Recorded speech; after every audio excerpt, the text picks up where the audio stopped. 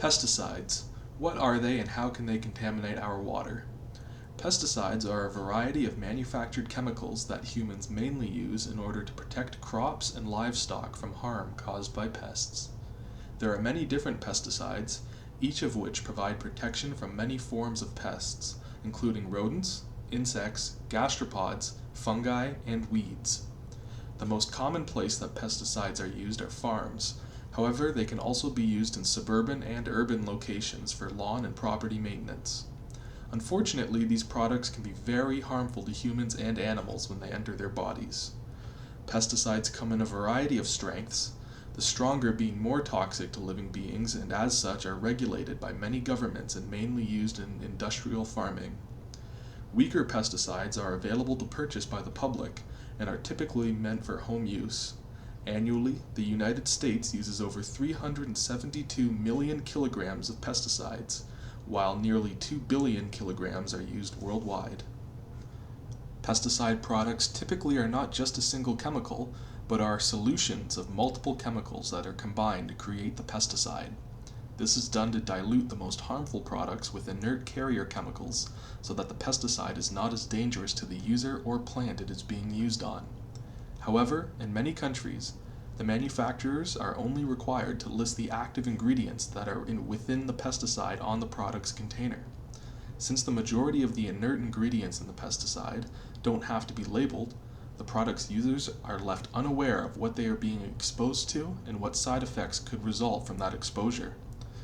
While pesticides are not immediately deadly to their users when handled properly, misuse or prolonged exposure can cause serious harm. A common pesticide that can cause acute effects is atrazine, which is used by farmers to prevent weeds from overtaking corn crops. Pesticides, especially in industrial settings, can be used in very large amounts.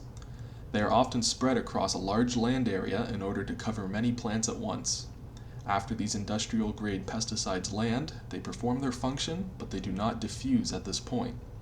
After settling, pesticides can be washed away by rainfall or man-made water systems and enter the soil or waterways such as rivers and streams.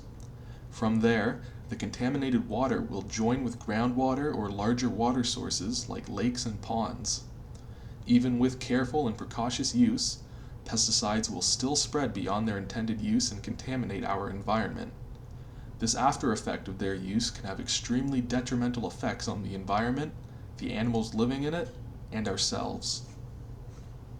After excess exposure to pesticides, the short-term effects can include rashes, burns, and other irritations.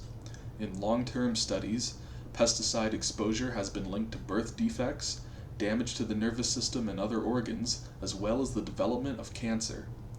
Children are more at risk to damage from pesticide exposure due to their bodies and organs being undeveloped. Farm workers and people who handle pesticides directly are extremely at risk of suffering these symptoms. Even today, the long-term effects of these chemicals in water and the environment are not fully known. When they seep into deeper areas of the water table, pesticides will take much longer to reappear and reveal what damage they have caused.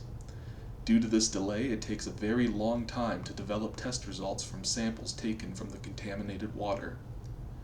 As pesticides are continually monitored, altered, and regulated, a full picture and understanding of what effects these toxic chemicals are having throughout the living world is gradually brought to light.